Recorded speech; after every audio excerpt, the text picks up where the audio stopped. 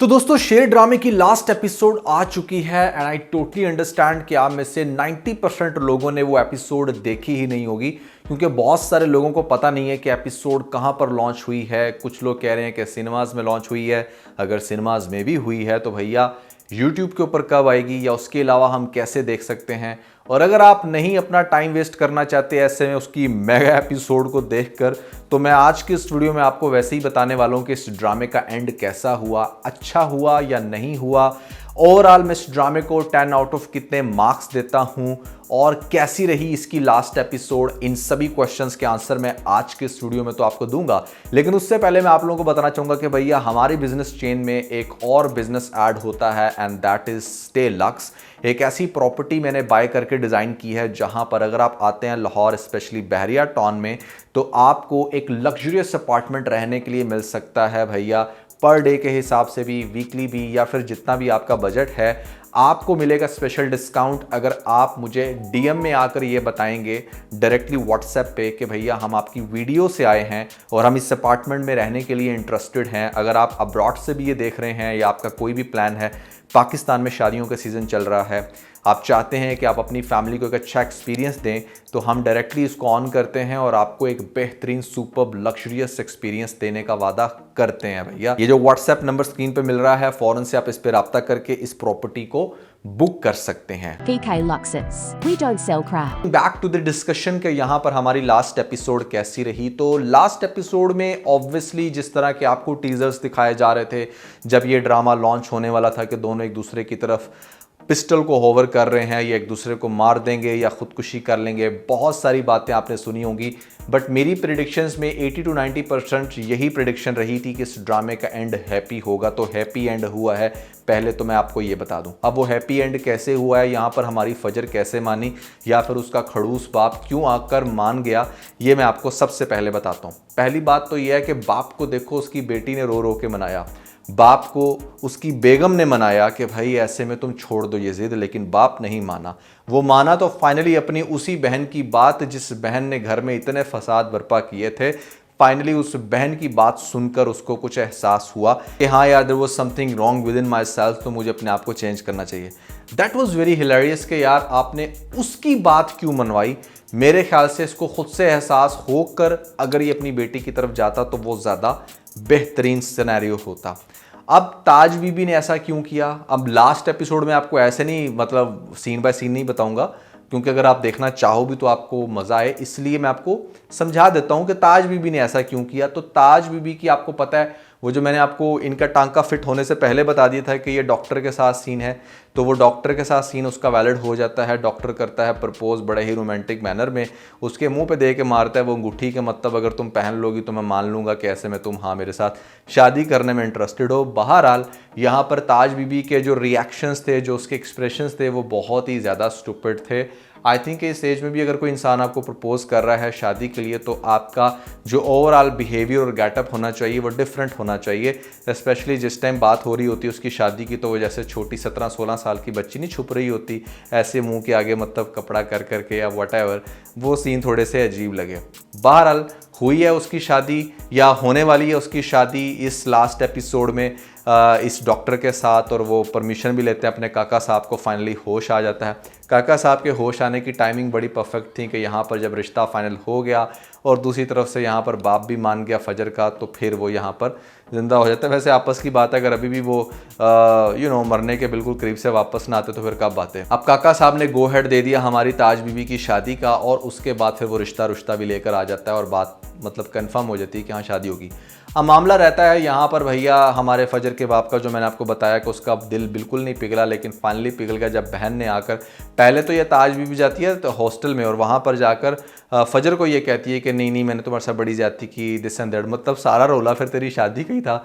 यहाँ पर अगर तेरी शादी टाइम से करवा दी जाती तो तेरे अंदर अक्ल आ जाती। तो वैसे ये बात तो फैक्ट है कि औरत हो या मर्द हो, अगर वो ओवर एज हो गया, उसकी शादी नहीं हुई, तो एक वो अजीब ही सेंस ऑफ फ्रस्ट्रेशन का वो शिकार हो जाता है। और इसीलिए आपने ऐसे लोगों को देखा होगा कि वो बहुत ज़्यादा गुस्सा करते हैं और उनका फैमिली में बिहेवियर बड़ा अजीब होता है। बट वो इस चीज़ को एक्सेप्ट भी नहीं करते कि हाँ उनकी शादी नहीं हो रही है, जो उनकी अंदर की फ्रस्ट्रेशन है वो निकल नहीं रही, जिसकी वजह से यहाँ पर उनका ये सारा बिहेवियर है। तो आपको दिखाया जाएगा कि यहाँ पर जो हमारी ताज बीबी है वो जाकर फजर से भी माफ़ी शाफ़ी मांगती है ना, सेंस कि हाँ ठीक है तुम्हारे साथ गलत हुआ, बट फजर उसको कहती है कि नहीं आप शादी करें, आपको करनी चाहिए, बट वो खुद यूएस ही जाना चाहती है।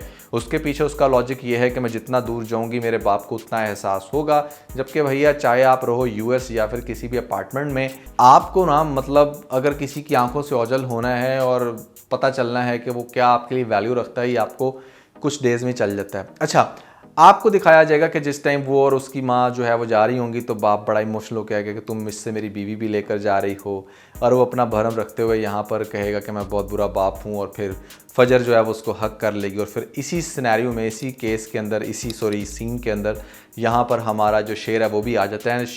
जो फजर होती है she start acting seriously weird, जिस तरीके से उसको देख कहती चले जाओ तुम यहाँ से, हमेशा तुम आ जाते हो। मतलब उसको तो जैसे ना इसने ठुड्डे पे रखा हुआ था कि बाप की रिस्पेक्ट लड़कियाँ करती हैं, मैं ये नहीं कह रहा नहीं करती, बट ऐसा भी नहीं होता है कि जो आपका लव्ड वन हो उसको आप बिल्कुल ही कोई वैल्यू ही ना दो। उसका ये जो बिहेवियर था यहाँ पर वो बड़ा अजीब था।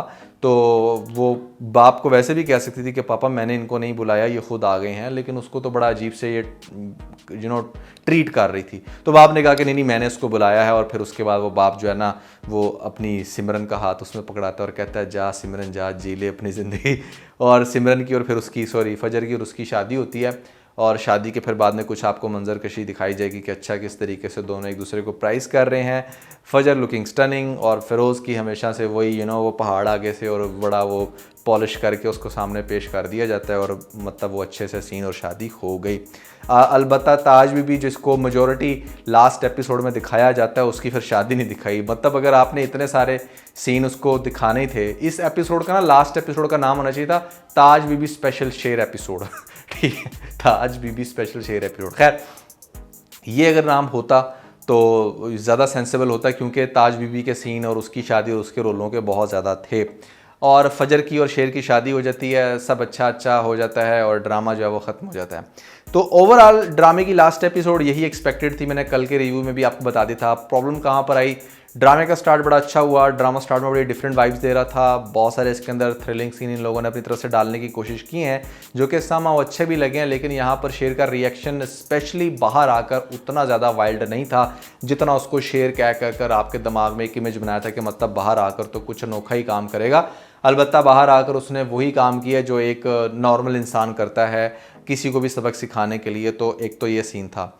दूसरी बात ये थी कि यहाँ पर आपने उसकी बहनों को, बेचारियों को सबको तलाक करवा दी। यहाँ पर बताते तो सही कि ताज बीबी से ज़्यादा ज़रूरी मेरे ख्याल से शेर की बहनों का सीन था कि यार उन बेचारियों का क्या बना, क्या वो मतलब अब बाकी की सारी ज़िंदगी खेतों में जाएंगी और वहाँ पर जाकर सिर्फ अपनी ज़मीनों को ही देखेंगी।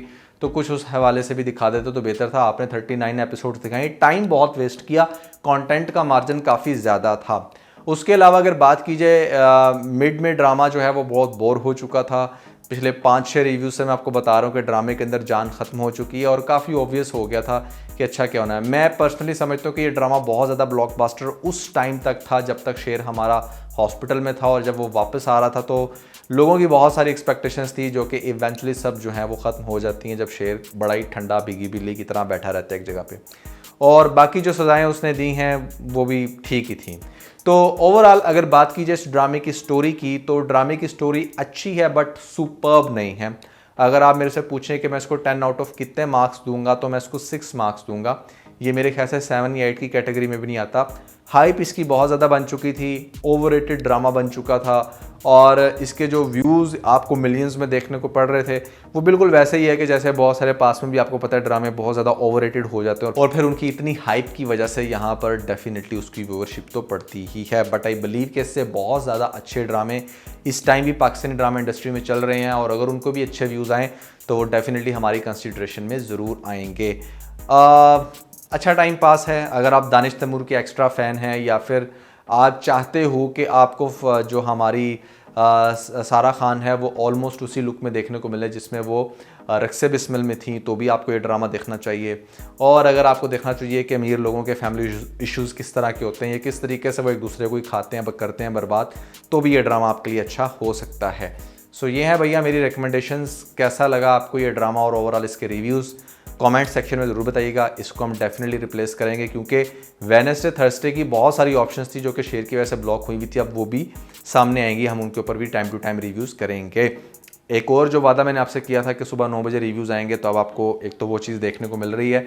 भैया इसके लिए लाइक कर दो, क्योंकि इसके लिए टोटली मुझे डिफरेंट इन्वायरमेंट में डिफरेंट टाइम स्केड्यूल में काम करना पड़ रहा है, स्पेशली मेरी एडिटर को भी, तो उसके लिए भी आपने थम्स अप ज़रूर करना है। तो कैसा लगा भैया आपको ये ड्रामा, आपने अपना भी फीडबैक देना है। और इसके अलावा अगर आप लोगों ने हमारा लेटेस्ट फीडबैक नहीं देखा, नहीं सुना, जो कि है डक्की के हवाले से, और डक्की के हवाले से मैं सिर्फ ये कहना चाहूँगा कि यहाँ पर डक्की को अभी भी ज़मानत नहीं हुई, दूसरी दफ़ा भी उसकी ज़मानत को रिजेक्ट कर दिया गया है। और यहाँ पर उसके घर के साथ क्या हुआ है हाल, क्या घर को कर दिया गया नीलाम, और ऐसे में और बहुत कुछ इंटरेस्टिंग है उस वीडियो के अंदर, जिसका लिंक आपको ऊपर मिल जाएगा। जल्दी से लिंक पे क्लिक करके वीडियो देख के अपना फीडबैक मुझे ज़रूर दीजिएगा।